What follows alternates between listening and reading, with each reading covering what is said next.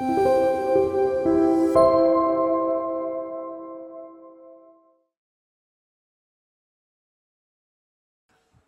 여러분 오늘 설교 제목 한번 읽어볼까요? 시작. 믿으십니까? 감사합니다. 복음의 정의가 뭐냐 하면 바로 기쁜 소식이라는 뜻입니다. 그래서 복음은 기쁜 소식인데, 자, 여러분 다른 사람한테 복음을 전해보면 여러분 그 사람이 잘 듣습니까? 잘 안 듣습니까? 참 신기해요, 그렇죠? 뭐 누가 말하든 잘 안 듣습니다. 분명히 기쁜 소식인데, 좋은 소식인데 들으려 하지를 않아요. 특별히 저희 집에도 뭐 그런 친구가 하나 있는데, 그 복음에 대한 이야기를 하면 어떨까요? 달기지를 않습니다. 반가워하지를 않아요. 그리고 어떤 분들은 이런 이야기 하죠. 그 교회 얘기 좀 그만하라고. 나한테 그 얘기 다시는 하지 말라고. 왜 그럴까요, 여러분? 우리가 분명히 복음은 기쁜 소식이고, 그걸 들었을 때 기쁨이 있어야 되고, 그걸 전하면 이 사람에게도 기쁜 소식이어야 되는데, 듣는 거의 모든 사람들이 그거를 기뻐하지 않는다는 겁니다. 거기에 우리가 복음을 전하는데 굉장히 큰 어려움이 있어요. 여러분 또한 보세요. 제가 예전 신대원 때 얘기 잠깐 해드리면, 신대원 다닐 때 그 한 학기는 경건 학기가 있어가지고 그 학교에 들어가서 기숙사에서 있어야 됩니다. 그래서 6개월을 있는데 그 중에 이제 방을 4명이서 써요. 그러면 이제 4명이 전도사님이 있었는데 제가 제일 나이가 많았는데 제가 그랬어요. 우리가 이제 전도사가 되니까 가서 우리 전도 좀 하자. 그래서 근처에 있는 제일 가까운 그 건국대에 가가지고 이제 사형리를 들고 노방 전도를 했어요. 그래서 한 학기 동안 참 많은 학생들을 만났거든요. 근데 그 사형리에 나온 그 복음을 몇 번이나 제가 읽을 수 있었을까요? 몇 명이 들었을까요? 놀랍게도 한 명도 듣질 않았어요. 희한하죠? 한 학기 동안 매주 수요일 날 갔어요. 근데 서너 시간씩 전도하는데 여러 학생들을 만났는데 아무도 들으려 하질 않아요. 바쁘다는 핑계, 나 교회 다닌다 그러고, 어떤 친구들은 나한테 그런 얘기 하지 말라고 이렇게. 여러분 보세요. 복음이 분명히 기쁜 소식인데 많은 사람들이 그거를 뭘 하려고 하냐면 들으려 하지를 않는다는 겁니다. 그러면 왜 복음이 이렇게 기쁜 소식이 아닐까요? 제가 여러분한테 한 가지 질문 드려보겠습니다. 여러분한테 여러분 복음이 기쁜 소식입니까? 얼마나 기쁘십니까? 기쁘다는 건요 이런 거예요. 우리가 쭉 삶을 살다 보면 어때요? 이게 계속 생각나는 거예요. 제가 2부 때 무슨 이야기를 했냐면, 자 여러분 오늘 딱 로또에 1등에 당첨이 됐어요. 그럼 이제 그거 뭐 해야 되죠? 찾아야 되잖아요, 그렇죠? 그러면 찾는 데까지 시간이 걸려요, 그렇죠? 언제 가서 찾아야 되는데, 여러분 그러면 일주일 후에 그걸 받는다고 생각해 보세요. 그럼 일주일 동안 이 로또 생각이 여러분 한 번만 날까요? 두 번만 날까요? 다 똑같으시네요. 매일매일 매 순간 손을 꼽을 거예요. 야, 이거 언제 봤나? 이게 기쁜 소식이에요. 그런데 여러분 복음은 여러분 보세요. 우리가 월, 화, 수, 목, 금 있는데 생각이 나십니까? 복음이? 막 기대가 되세요? 이야, 나 구원받았어. 그렇지가 않다라는 겁니다. 오늘 우리가 읽은 이 고린도전서 15장의 말씀은 예수님의 부활에 대한 이야기인데, 바울이 여러분 이 본문에 대해서 뭘 이야기했냐면 복음에 대해서 굉장히 정확한 중요한 이야기 한 가지를 하면서 오늘 1절 말씀 이렇게 시작합니다. 한번 보십시오. 같이 한번 읽어볼게요. 시작. 형제들아, 내가 너희에게 전한 복음을 너희에게 알게 하노니 이는 너희가 받은 것이요 또 그 가운데 자, 복음의 핵심 중에 핵심을 하나 이야기하는데 보세요. 형제들아, 내가 너희에게 전한 뭐를요? 정확하게 나옵니다. 복음을 너에게 지금 설명하겠다는 거예요. 알게 하는 건데 이 복음이 뭐냐 하면 두 가지라는 거예요. 첫 번째는 받은 것이고 두 번째는 그 가운데 선 것이다. 기억하세요. 여러분 복음은 우리가 노력해서 받을 수 있습니까? 아니요. 우리의 공로로 받는 게 아니라 하나님이 예수님을 통해서 주시는 그냥 선물이에요. 그래서 우리는 그냥 어떻게 하냐면 받은 거예요. 감사한 마음으로 은혜로 받는 거예요. 여기까지는 우리가 참 잘 알고 있어요. 복음에 대해서. 그런데 두 번째는 뭐였죠? 그 안에 선 거다라는 이야기가 나오죠. 선다는 건 뭐냐면, 자, 여기 위에 이 컵 뚜껑 위에 이렇게 쓰는다는 뜻이 아니라, 우리 서다라는 헬라어 한번 보여주시면 히스테미라는 헬라어를 쓰는데, 서다 그 다음에 뭐라고 되어 있죠? 멈추다라고 되어 있어요. 멈추는 건 뭡니까? 서는 게 아니라 가던 길이 있는데 그 가던 길에서 멈추는 거예요. 요거를 종합해 보면 이런 겁니다. 우리 삶이 여러분 복음이 없었을 때, 복음을 받지 못했을 때는 누구 마음대로 살아가죠? 내 마음대로 살아가는 거예요. 내가 원하는 대로 막 가요. 그런데 하나님이 예수님을 통해서 복음을 딱 주셔서 그걸 받아요. 그러면 여러분 우리 삶이 어디에 멈췄습니까? 여전히 내 마음대로 가죠. 그런데 오늘 바울이 이야기하는 건 뭐냐면, 우리의 삶이 마음대로 걸어가던 우리의 삶이 어디 위에 서야 된다? 복음 가운데 서 있어야 그게 복음이다라는 겁니다. 다른 말로 하면 우리의 현실의 삶과 복음이 연결되어 있어야 됩니까? 떨어져야 된다는 이야기입니까? 연결되어 있어야 된다라는 겁니다. 이게 무슨 뜻이냐 하면, 제가 여러분이 알고 있는 복음 한번 얘기해 볼게요. 우리가 알고 있는 복음은 이런 겁니다. 예수님이 여러분 우리의 뭐를 위해서? 죄를 위해서 어디서요? 십자가에서 뭐 하셨죠? 돌아가셨어요. 그 다음에 며칠 있다가 3일 있다가 부활하셨어요. 그래서 우리는 여러분 뭘 받았죠? 그거를 믿으면, 이 통째를 믿으면 구원을 얻는 거예요. 근데 구원을 얻으면 여러분 뭐 하죠? 구원 얻는다는 게 뭐예요? 원래 죽으면 어디로 갑니까? 죄가 있으니까 그 심판의 결과로 지옥에 갈 수밖에 없지만, 예수님을 믿으면 우리의 죄가 사하여지고 우리가 어디로 가는 겁니까? 천국으로 가는 거예요. 그래서 영원한 삶을 누리게 되는 겁니다. 그래서 여러분 우리에게 만약에 누가 와가지고 복음이 뭐예요? 그러면 우리 간단하게 뭐라고 말하면 예수 믿고 천국 가는 거예요. 어디에 여러분 포커스가 맞춰져 있습니까? 천국 가. 여러분 예수님 믿으십니까? 더 크게 예수님 믿으십니까?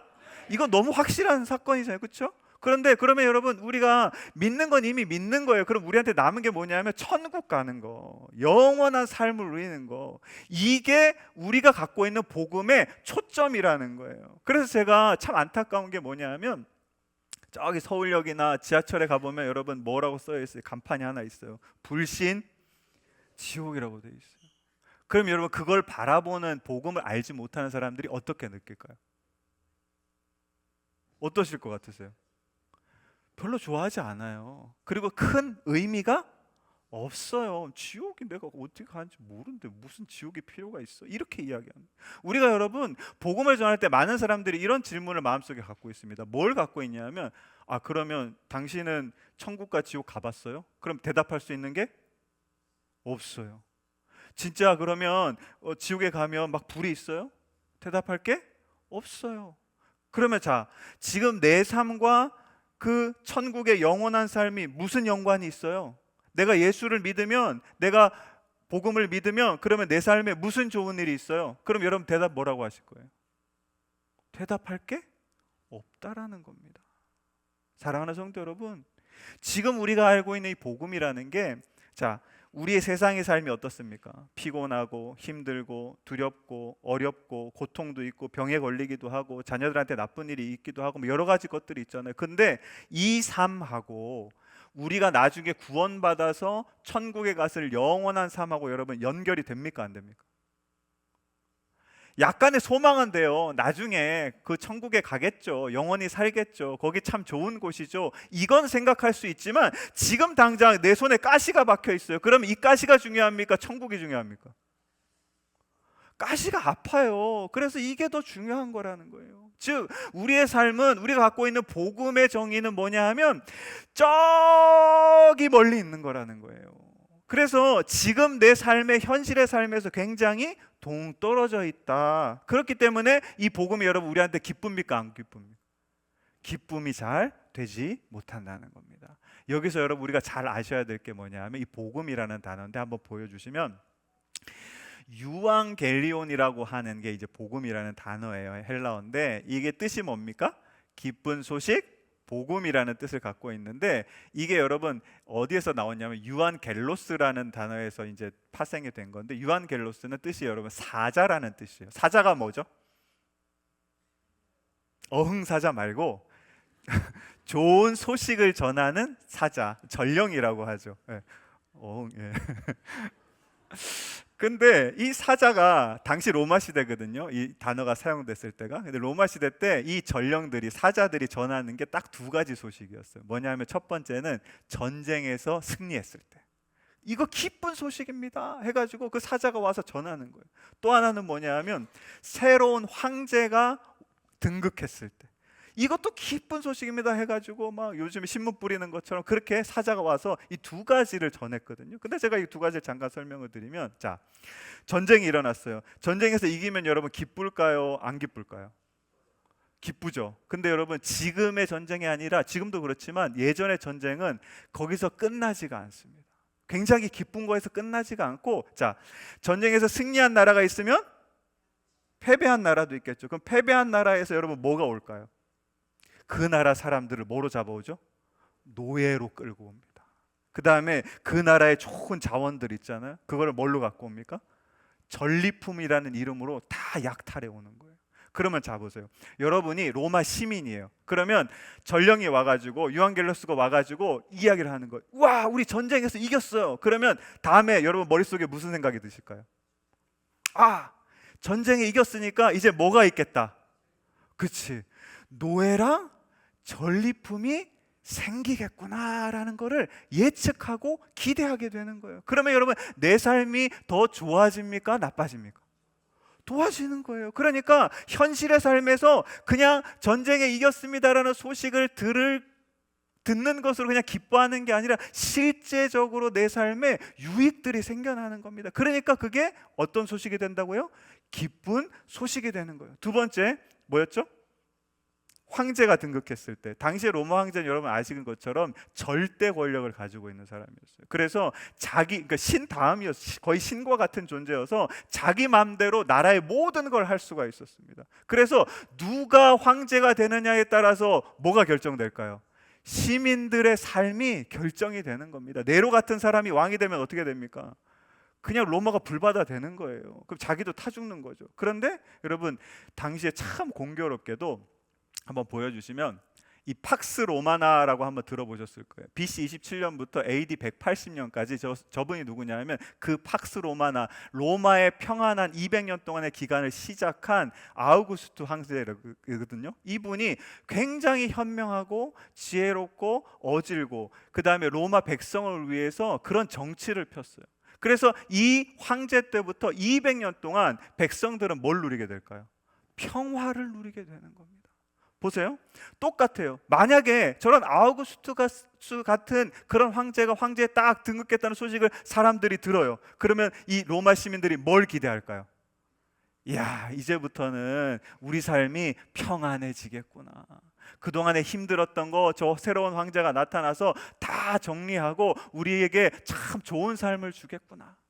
보시면, 자, 복음이 기쁜 소식이 되기 위해서 필요한 두 가지가 있는데 이겁니다. 보여주시면, 첫 번째는 여러분 먼저 일어난 사건이 있어야 돼요. 뭐가 일어났죠? 전쟁의 승리는 이미 일어난 거죠. 황제가 등극한 것도 이미 일어난 거예요. 그렇죠? 잘 기억하세요. 일어난 사건이 있어야 돼요. 왜냐하면 이거는 여러분 실제입니까? 상상입니까? 실제로 일어난 거예요. 이 사건 때문에, 실제로 일어난 이 사건 때문에 두 번째로 여러분 앞으로 뭐가 됩니까? 일어날 사건이 있는 거예요. 얘가 실제로 1번이 일어났기 때문에 2번이 일어나게 되는 거예요. 전쟁에 승리했기 때문에 노예와 전리품들이 와서 물질적인 풍요를 누리게 되고, 좋은 황제가 등극했기 때문에 결과적으로 우리의 삶이 평화를 누리게 되는 겁니다. 그래서 보세요. 자, 여기 보세요. 첫 번째로 일어난 사건과 두 번째로 일어날 사건 안에 살아가는 사람들은 뭘 갖게 될까요? 기대하는 거예요. 전쟁에 승리한 소식을 들으면, 아, 이제 전리품이 오겠구나, 노예가 오겠구나, 황제가 이제 새로운 황제가 등극한 걸 들으면 이제 우리가 뭘 누리겠구나? 평화를 누리겠구나. 이거를 기대할 수 있게 되는 겁니다. 그리고 그 기대가 여러분 뭘 만들까요? 기쁨을 만드는 거예요. 그래서 이 첫 번째 일어난 사건과 두 번째 일어날 사건 안에 있는 사람들은 여러분 뭘 누릴까요? 기쁨을 누리게 되는 겁니다. 그래서 첫 번째 일어난 사건이 여러분 우리가 복음이라고 이야기하고 이것을 뭐라고 하냐면 기쁜 소식이다라고 이야기할 수 있게 되는 겁니다. 그래서 여러분 복음은 그냥 기쁜 소식이 아니에요. 실제로 우리 삶에 유익을 주고 우리가 그것을 기대할 수 있도록 만드는 겁니다. 그러면 여러분 중요한 게 우리가 들었던 이 복음에는 과연 어떤 유익이 우리에게 주어지는 걸까요? 그거를 오늘 바울이 3절 4절에서 이렇게 이야기합니다. 한번 같이 읽어보겠습니다. 시작. 내가 받은 것을 먼저 너희에게 전하였노니 이는 성경대로 그리스도께서 우리 죄를 위하여 죽으시고 장사 지낸 바 되었다가 성경대로 사흘 만에 다시 살아나서. 자 보세요 여러분, 이게 제가 아까 말씀드린 복음과 다릅니까 틀립니까? 처음에 우리가 알고 있던 복음과 여러분 틀립니까 다릅니까? 똑같아요. 보세요, 그리스도께서 우리 죄를 위해 죽으시고 장사 지낸 바 되었다가 사흘 만에 다시 살아. 여러분 믿으십니까? 예, 우리가 다 믿는 복음이에요. 근데 여러분 여기서 중요한 게 뭐냐면 바울이 내가 받은 것을 먼저 너희에게, 내가 받은 게 뭐냐면 아까 우리가 복음을 받는 거라 그랬잖아요. 자기가 받은 복음 우리한테 이야기해 주는 건데 똑같은 게 아니라 여기서 중요한 단어가 뭐냐, 3절 4절에 같이 반복되는 단어 같이 한번 읽어볼까요? 시작. 그렇죠, 성경대로입니다. 성경대로가 무슨 뜻이냐 하면 신약에서 성경대로는 세 가지예요. 구약 성경, 여러분 당시에 이 바울 시대 때는 신약 성경은 없었어요. 무슨 성경만 있었냐면 유대인이 갖고 있는 구약 성경만 있었는데 유대인의 성경은 세 가지로 되어 있습니다. 첫 번째 모세가 받았던 율법, 모세오경이라고 하죠. 그 다음에 시편, 그 다음에 세 번째는 예언서의 말씀. 이 세 가지인데, 자, 이 세 가지의 말씀대로 이루어졌다라고 이야기하는 겁니다. 이게 무슨 뜻이냐면 제가 지난 한 달 동안 여러분 뭐에 대해서 같이 말씀을 나눴죠? 큰일입니다. 뭐에 대해서 말씀 나눴죠? 복음에 대해서 나눴어요. 근데 복음에 대해서 여러분 무슨 본문으로 나눴습니까? 진짜 큰일이다. 창세기 본문을 가지고 복음에 대한 이야기를 나눴어요. 그게 왜 그 이야기를 한 달 동안 쭉 나눈 중요한 이유가 있는데 잘 보세요. 하나님이 천지를 창조하시면서 인간들에게 뭘 주시죠? 복을 주셨어요. 생육하고 번성하고 땅에 충만해라. 이제 기억이 나시죠? 그렇죠? 그래서 그 복을 주시고 두 번째로 뭐 하셨습니까? 그 복의 자리에서 떠나길 원하셨습니까? 계속 있기를 원하셨습니까? 계속 있기를 원하셨어요. 그래서 땅을 정복하고 모든 생물을 다스리라는 명령을 주셨잖아요. 그 책임지라고. 그 다음에 세 번째로 거기도 끝나지 않고 일곱째 날 하나님 뭐 하셨죠? 안식을 하셨어요. 안식하셨다는 건 뭡니까? 우리를 안식의 자리로 초대하셨다고 제가 말씀드렸잖아요. 그리고 거기서도 끝나는 게 아니라 마지막에 여러분 우리를 위해서 하나님께서 뭘 만들어 주셨습니까? 에덴 동산을 말씀으로 창조하셨다고요?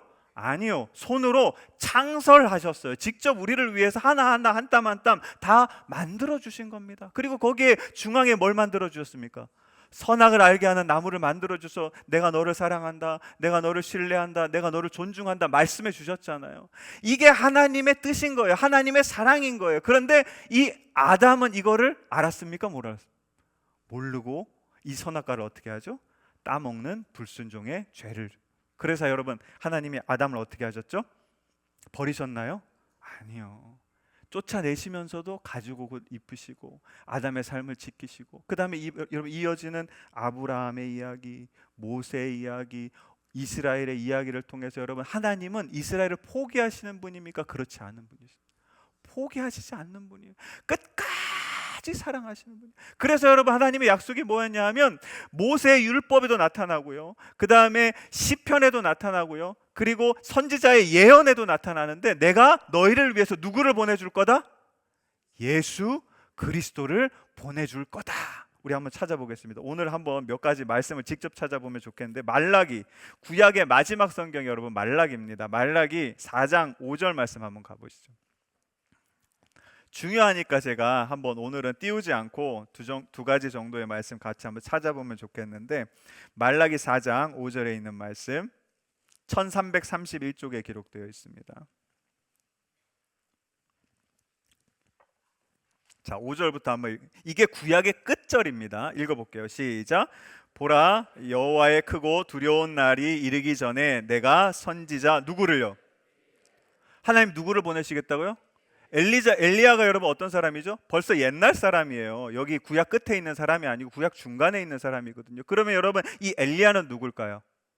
예수님을 상징하는데 그 이유가 6절에 나옵니다. 같이 읽어볼게요. 시작.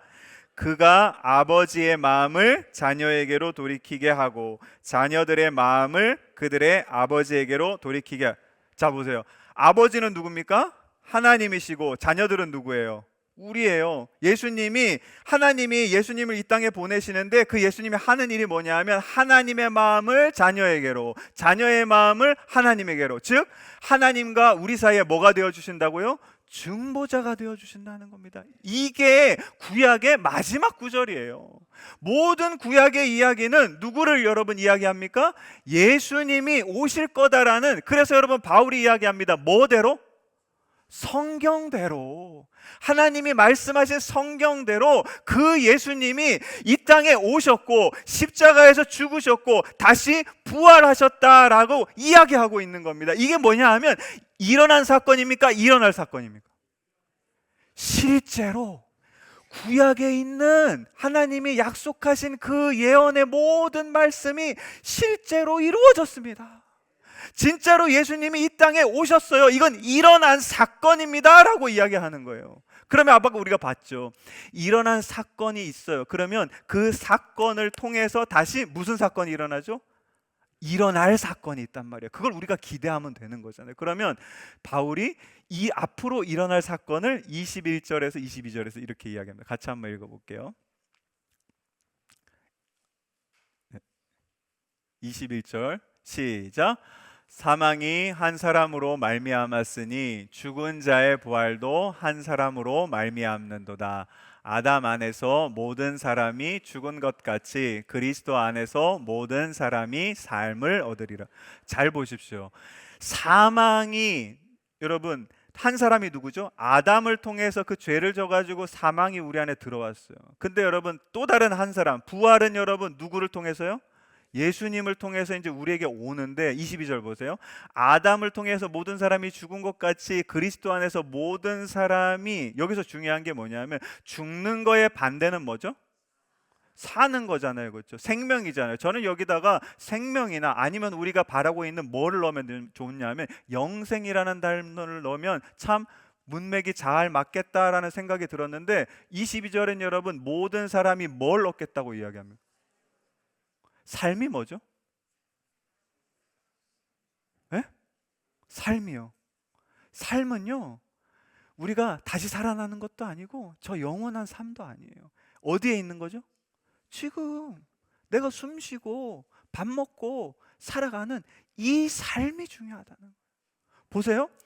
일어난 일을 이야기하는데 바울이 먼저 뭘 이야기하냐면 지금의 삶이 중요하다는 거예요. 지금의 삶은 누구 때문에 얻은 거라고요? 예수님 때문에 얻은 거라고. 내가 지금 살아가고 있는 이 삶이 예수님 때문에 얻은 건데, 그러면 여러분 이 새로운 삶이 어떤 거냐 하면 이어지는 우리 23절, 24절, 25절, 26절 말씀 같이 읽어볼게요. 시작. 그러나 각각 자기 차례대로 되리니 먼저는 첫 열매인 그리스도요, 다음에는 그가 강림하실 때 그리스도께 속한 자요. 자, 여기 보시면 자, 두 번째 사건이 일어날 시간이 나와요. 어디입니까? 자, 첫 번째 사건은 언제였죠? 예수님이 이 땅에 오셨을 때. 그 다음에 그 오신 것 때문에, 그 십자가에 돌아가시고 부활하신 것 때문에 무슨 사건이 일어나냐 하면 예수님이 다시 이 땅에 강림하시는 사건이 일어나게 된다는 거예요. 그러면 이 강림하실 때 무슨 일이 일어나는 게 중요하잖아요. 그 때도 중요하지만 뭔가가 일어나야 되죠. 우리가 기대할 만한 게. 근데 보세요. 24절부터 볼게요. 시작. 그 후에는 마지막이니 그가 모든 뭡니까? 통치와 모든 권세와 능력을 멸하시고 나라를 아버지 하나님께 바칠 때라. 그가 모든 원수를 그 발 아래에 둘 때까지 반드시 왕 노릇하시리니 맨 나중에 멸망받을 원수는 사망. 예수님이 강림하시면 어떤 일이 벌어지냐 하면 누가 왕이 되십니까? 예수님이 왕 되셔서 모든 이 땅의 통치, 권세, 능력, 심지어 우리의 원수, 마지막 사망까지도 누구 발 아래? 예수 그리스도의 발 아래 놓이게 된다라는, 여러분 이 말씀이 이렇게 마음에 그렇게 다가오진 않으실 거예요. 잠깐 제가 설명드리면, 여러분 우리나라 사람들이 우리나라가 살기 좋다고 얘기합니까? 살기 안 좋다고 얘기합니까? 살기 좋죠, 그죠? 그런데 어른들이, 저도 많이 들었는데 어른들이 하시는 말씀이 있어요. 무슨 말이냐 하면, 우리나라는 다 좋은데 이거 하나만 잘 되면 돼. 그죠? 예. 정치만 잘 되면 돼요. 그 정치가, 여러분 우리가 삶을 살아가면서 우리 삶이 힘들고 어렵고 고난이 있고 고통이 있고 뭐 어려움 있잖아요. 그게 왜 생겨날까요? 쉽게 생각 못 해요. 보세요. 이번에 캄보디아 사건이 있었어요. 그렇죠? 캄보디아 사건에 여러분, 자, 아까 제가 성경에 뭐라고 나왔냐면 통치, 권세, 능력, 원수 뭐 이런 게 나왔죠. 보세요. 자, 처음으로 뭐가 잘못됐습니까? 그 캄보디아에 있는 정치하는 사람들이 뭐 했습니까? 부패했어요. 잘못된 통치를 하고 있는 거예요. 그래서 그 사람들이 제대로 수사를 안 해주죠. 그럼 보세요. 근데 거기에 여러분 무슨 어디 나라 조직이 있죠? 중국의 조직들이 있어요. 그 조직들이 여러분 뭘 갖고 있습니까? 권세를 갖고 있어요. 힘을 갖고 있어요. 캄보디아 그 안에서는 자기들이 곧 힘인 거예요. 그 안에 묶여 있습니다. 근데 놀라운 건 한국 사람들이 거기 왜 가죠? 그렇죠. 돈의 능력에 붙잡혀 있는 거예요.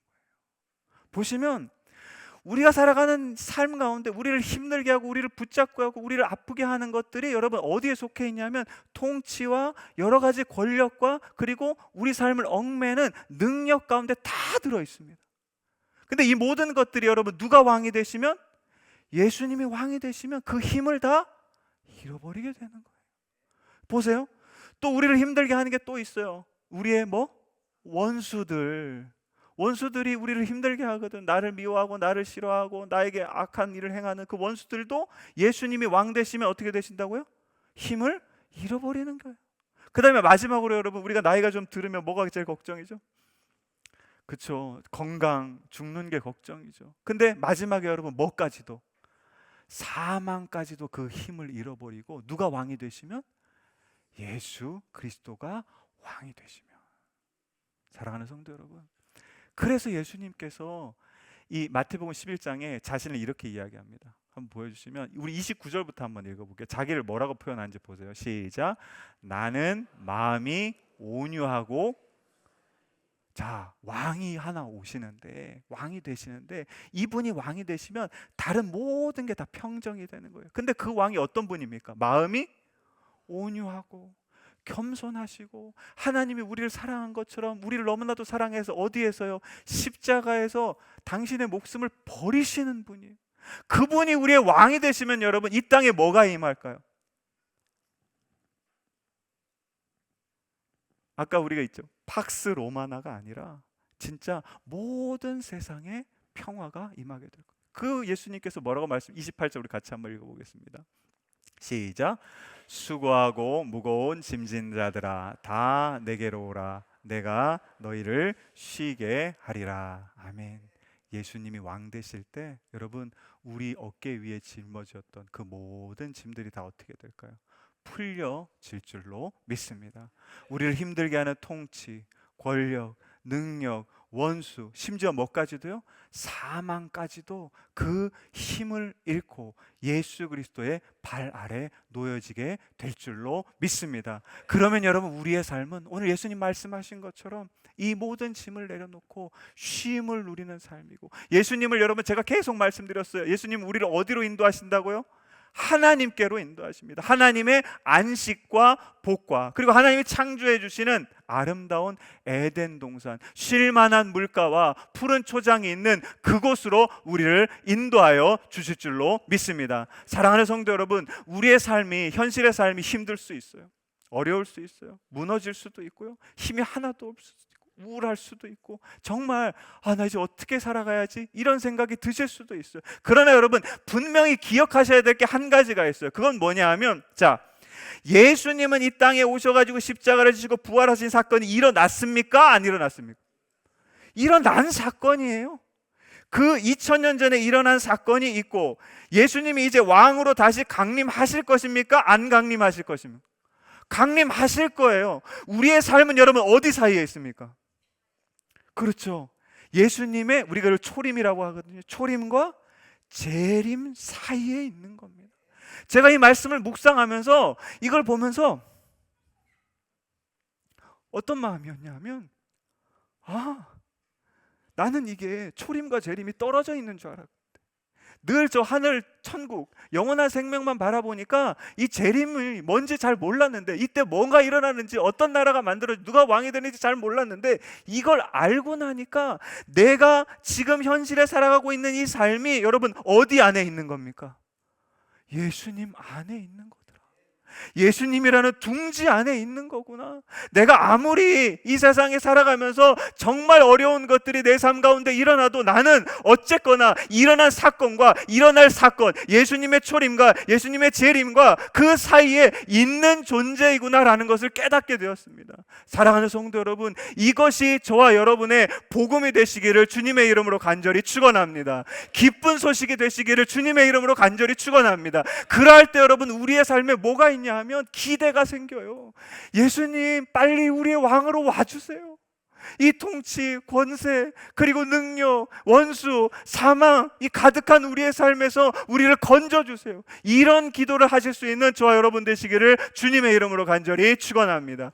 그러할 때 여러분, 복음이 저 멀리 떨어져 있는, 나중에 죽은 다음에 간 천국, 그 영원한 삶이 아니라 지금 내 현실의 삶에서 기대하는 것이 되고 기쁜 소식이 될 줄로 믿습니다. 사랑하는 성도 여러분, 이제 홈커밍 데이가 몇 주 안 남았는데요, 중요한 건 이 삶을 살아가기 위해서는 여러분 누구 안에 있어야 됩니까? 예수님 안에 있어야 복음도 알고 이게 기쁜 소식이 될 수 있는 거예요. 근데 여러분, 아직도 그 예수님을 잘 모르는 사람들이 참 많아요. 바라기는 저 여러분의 삶이 예수님 안에 있으면서 이 복음을 기쁜 소식으로 먼저 받으시고 누리시는 삶이 되시기를 주님의 이름으로 간절히 축원합니다. 그리고 그 기쁜 소식을 여러분이 가슴에 품고 기도하는 그 영혼들에게 가서 나눌 수 있고 전하는 삶이 되시기를 주님의 이름으로 간절히 축원합니다. 이 시간에 가능하신 분들은 자리에서 일어나셔서 오늘 함께 할 찬양은, 오늘 이 찬양 한번 고백했으면 좋겠습니다. 예수님,